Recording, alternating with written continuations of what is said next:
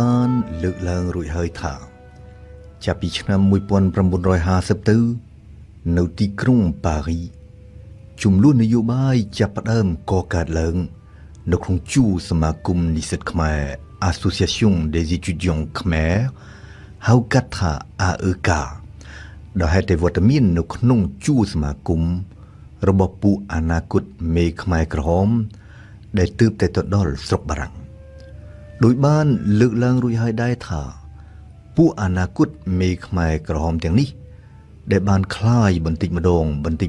ទៅជាកុម្មុយនីសដោយមានការជួយជ្រោមជ្រែងពីបកកុម្មុយនីសបារាំងផ្ទាល់ប្រមូលផ្ដុំគ្នានៅក្នុងចលនាសម្ងាត់មួយឈ្មោះក្រុម Marxiste le cercle Marxiste បើយោងទៅតាមសៀវភៅ Pol Pot Brother Number 1 របស់ David Chandler មេដឹកនាំនៃក្រុម Marxiste នេះដែលតែងតែប្រជុំគ្នានៅក្នុងផ្ទះរបស់កេងវ៉ាន់សាក់គឺអៀងសារីនិងរ៉ាត់សាមឿន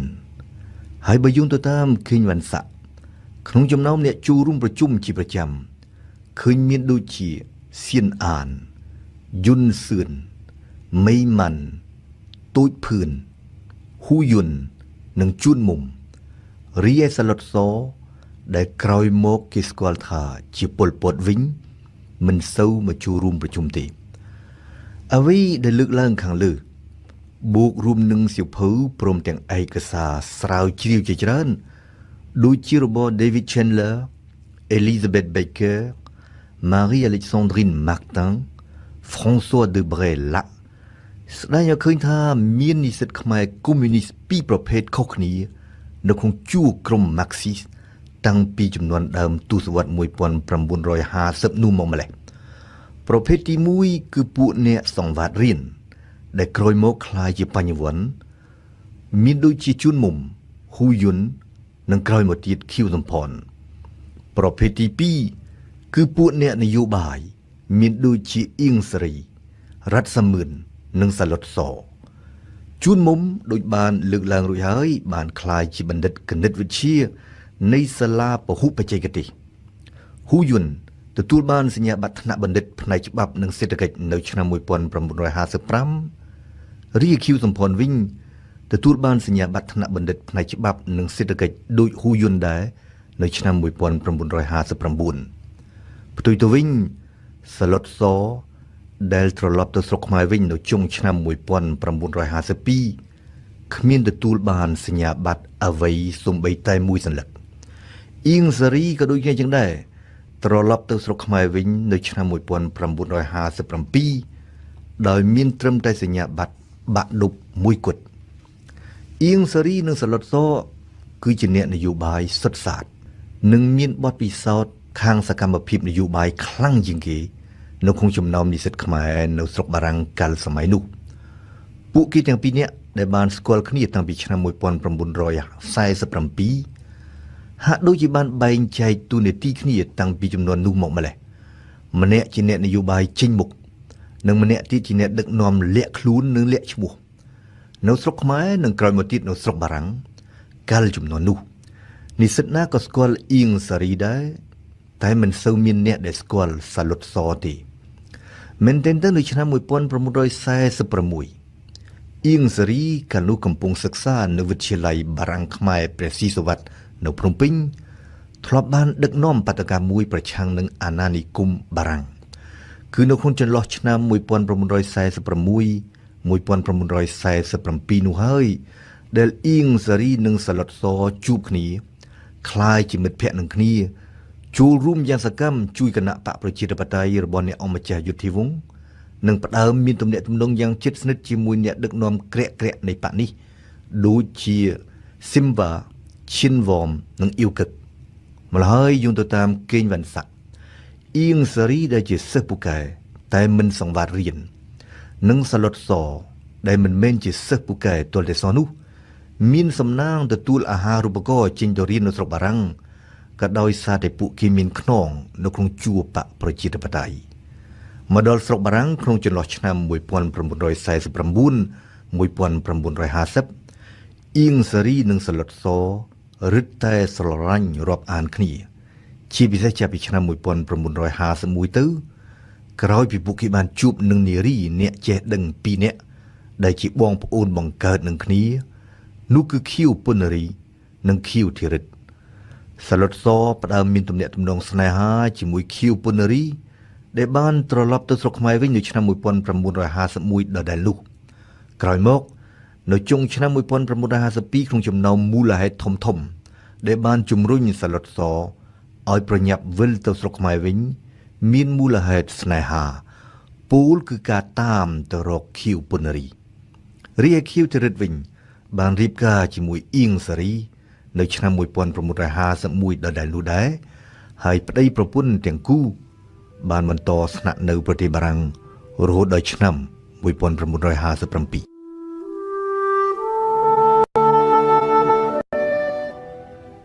នៅស្រុកបារាំងអៀងសារីនិងសាឡុតសបន្តធ្វើនយោបាយអៀងសារីចេញមុខធ្វើសកម្មភាពនៅក្នុងជួរសមាគមនិស្សិតខ្មែរ AEK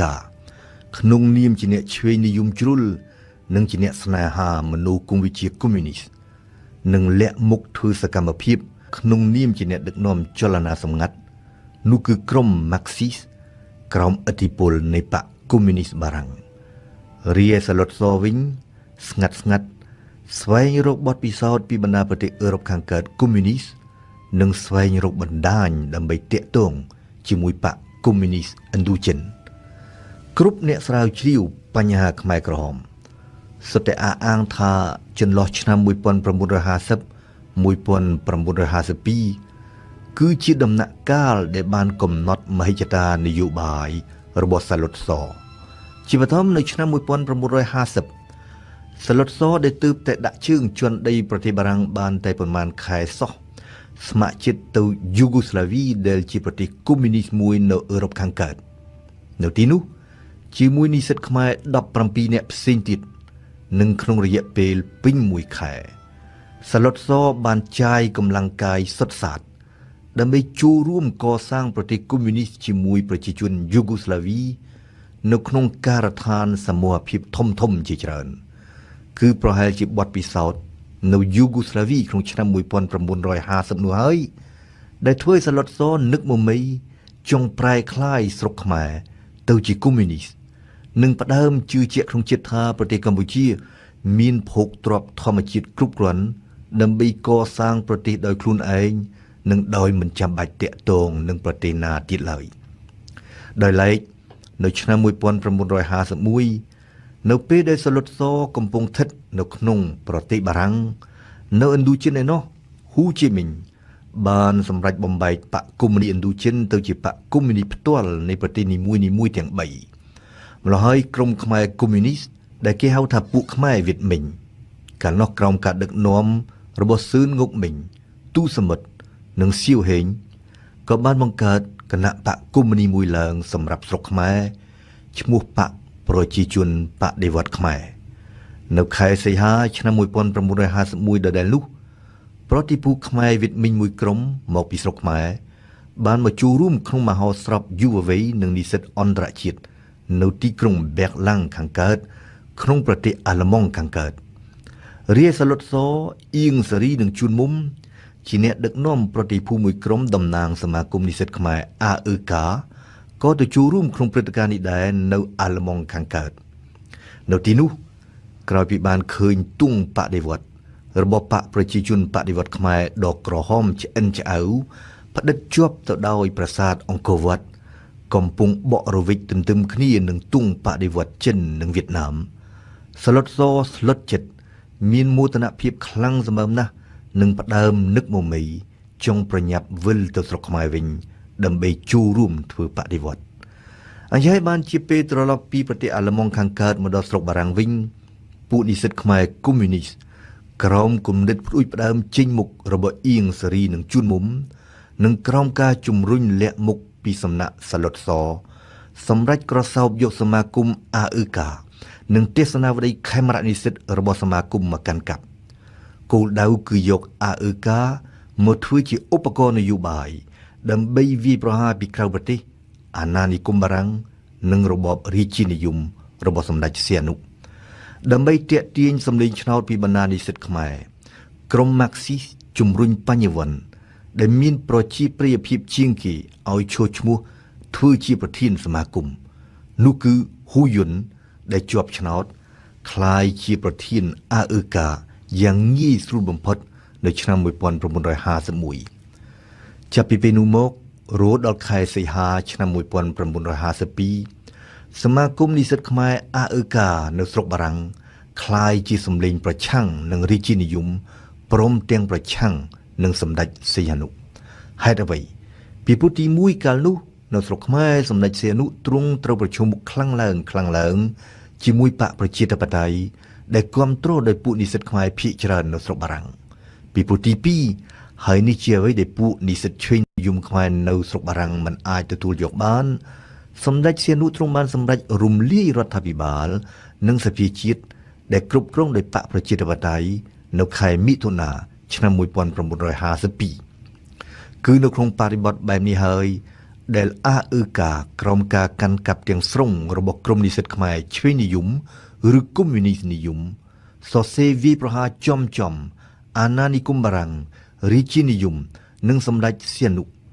តាមរយៈទេសនាវដ្តីខេមរៈនិស្សិតជាឧទាហរណ៍ជាក់ស្ដែងកាលនោះអត្ថបទមួយសរសេរជាភាសាបារាំងក្រុមចំណងជើងថា Monarchie ou démocratie រាជានិយមឬប្រជាធិបតេយ្យរិះគន់ការប៉ុនប៉ងរំសាយឥទ្ធិពលរបស់បកប្រជាធិបតេយ្យនៅស្រុកខ្មែរនិងរិះគន់ចំរបបរាជានិយមអត្ថបទជាភាសាបារាំងមួយនេះដែលសរសេរខុសវេយ្យាករណ៍ជាច្រើននិងដែលអ្នកនិពន្ធបានចុះហត្ថលេខាក្រោមឈ្មោះថាខ្មែរដើមគឺជាស្នាដៃរបស់សាឡុតសគឺដែលឲ្យតែសកម្មភាពនយោបាយចេញមុខទាំងអស់នេះហើយដែលបានជំរុញរាជរដ្ឋាភិបាលខ្មែរឲ្យសម្រេចផ្ដាច់អាហារូបករណ៍ពួកនិស្សិតខ្មែរនៅស្រុកបារាំងនៅខែមិថុនាឆ្នាំ1952និងសុំឲ្យរដ្ឋាភិបាលបារាំងរំលាយសមាគមនិស្សិតខ្មែរចោល AEK Association des étudiants khmer ត្រូវបានរំលាយនៅខែសីហាឆ្នាំ1952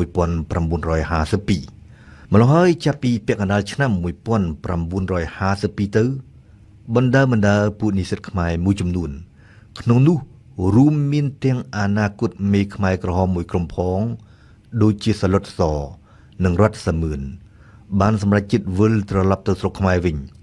គោលដៅធំរបស់ពួកគេកាលនោះគឺទៅចូលរួមធ្វើបដិវត្តន៍ជាមួយពួកវៀតមិញរបស់ហ៊ូជីមិញនិងជាមួយពួកខ្មែរវៀតមិញដើម្បីបណ្ដេញបារាំងចេញពីឥណ្ឌូចិនដូចបានលើកឡើងរួចហើយថាក្នុងចំណោមពួកអនាគតមេខ្មែរក្រហមដែលបានទៅរៀននៅស្រុកបារាំងក្នុងទសវត្សរ៍1950មានពួកអ្នកនយោបាយសុទ្ធសាធដូចជាសាឡុតសនិងអៀងសេរីដែលស្រឡាញ់សកម្មភាពជាងការសិក្សានិងមានពួកបញ្ញវន្តដូចជាហ៊ូយុននិងខៀវសំផនដែលជាអ្នកសង្វាតរៀនយកសញ្ញាបត្រដោយបានលើកឡើងរួចហើយដែរថាសាឡុតសបានត្រឡប់ទៅស្រុកខ្មែរវិញនៅចុងឆ្នាំ1952ដោយគ្មានទទួលបានសញ្ញាបត្រសូម្បីតែមួយសន្លឹកដូចគ្នាយ៉ាងដែរអៀងសារីដែលត្រឡប់ទៅស្រុកខ្មែរវិញនៅឆ្នាំ1957ទទួលបានតែសញ្ញាបត្របាក់ឌុបមួយគត់ផ្ទុយទៅវិញហ៊ូយុនទទួលបានសញ្ញាបត្រថ្នាក់បណ្ឌិតផ្នែកច្បាប់និងសេដ្ឋកិច្ចនៅឆ្នាំ1955រាខៀវសំផនវិញទទួលបានសញ្ញាបត្រថ្នាក់បណ្ឌិតផ្នែកច្បាប់និងសេដ្ឋកិច្ចដោយហ៊ូយុនដែរនៅឆ្នាំ1959សំណួរដែលចោទឡើងគឺតើគំនិតនិងបន្ទាត់នយោបាយធំដែលត្រូវបានអនុវត្តពីឆ្នាំ1975ដល់ឆ្នាំ1979នៅក្នុងរបបខ្មែរក្រហមដូចជាទស្សនៈសមភាពនិយមដែលជាស្នូលមួយសំខាន់នៃមនោគមវិជ្ជាកុម្មុយនីសទស្សនៈជាតិនិយមជ្រុលនយោបាយបន្សុទ្ធជាតិសាសន៍ដោយឲ្យតម្លៃទៅជនជាតិខ្មែរសុទ្ធលក្ខនឹងលក្ខបានផ្ដើមដុះនៅក្នុងខួរក្បាលរបស់ពួកអនាគតមេខ្មែរក្រហមពេលពួកគេកំពុងស្ថិតនៅស្រុកបារាំងឬមួយយ៉ាងណាអ្វីដែលជាក់ច្បាស់ដោយបានលើកឡើងរួចហើយគឺសាឡុតស អៀងសេរីហ៊ូយុនខៀវសំផននិងនិស្សិតខ្មែរមួយចំនួនផ្សេងទៀតពិតជាបានក្លាយជាកុម្មុយនីសឬជាអ្នកស្នេហាលទ្ធិម៉ាក់សលេនីនពេលដែលពួកគេកំពុងស្នាក់នៅលើទឹកដីបារាំងពួកគេបានក្លាយជាកុម្មុយនីសដំបូងគឺដោយសារតែឥទ្ធិពលនៃនិស្សិតរៀមច្បងពីរនាក់នោះគឺជួនមុំនិងកេងវណ្ណស័ក្តិដែលជាគ្រូឧបជ្ឈារបស់ពួកគេនិងបន្តមកទៀតគឺដោយសារតែការបង្ហាត់បង្រៀនពីសំណាក់បកកុម្មុយនីសបារាំងផ្ទាល់តែម្ដងអ្វីដែលជាក់ច្បាស់ដែរគឺកាលសម័យទសវត្សរ៍1950នោះនៅស្រុកបារាំងពួកអនាគតមេខ្មែរក្រហមទាំងនេះដែលសុទ្ធសឹងជាយុវជនពូពេញទៅដោយឧត្តមគតិពិតជាស្រមើស្រមៃចង់ឃើញសង្គមកម្ពុជាคล้ายជាសង្គមស្អាតស្អំឥតខ្ចោះពួកគេពិតជាមានមែនគំនិតសមភាពនិយមពិតជាស្រឡាញ់មែនយុត្តិធម៌សង្គមស្អប់ខ្ពើមមែនអ្នកមាននិងអ្នកជិះជាន់គេប៉ុន្តែពួកគេច្បាស់ជាមិនទាន់មានគំនិតច្បាស់លាស់នៅឡើយទេថាតើត្រូវធ្វើដូចម្តេចដើម្បីបង្កើតសង្គមមួយដែលគ្មានអ្នកមាននិងគ្មានអ្នកក្រសង្គមមួយដែលគ្មានការរើសអើងវណ្ណៈសង្គមមួយដែលគ្មានអ្នកជិះជាន់គេនិងគ្មានអ្នកត្រូវគេជិះជាន់យ៉ាងណាក៏ដោយមានគំនិតរួមមួយនៅក្នុងនិកាយបបត្តិថ្នាក់បណ្ឌិតរបស់ហ៊ូយុននិងរបស់ខៀវសំផនគំនិតរួមដែលត្រូវបានរបបប៉ុលពតយកមកអនុវត្តពីទសវត្សរ៍ក្រោយមកនោះគឺសេដ្ឋកិច្ចខ្លួនទីពឹងខ្លួនពោលគឺការដាក់ប្រទេសទាំងមូលឲ្យនៅឯកាមិនឲ្យមានទំនាក់ទំនងជាមួយបរទេសសោះឡើយត្រង់នេះនៅក្នុងនិកាយបបត្តិរបស់ខ្លួនដែលមានចំណងជើងជាភាសាបារាំងថា La paysannerie du Cambodge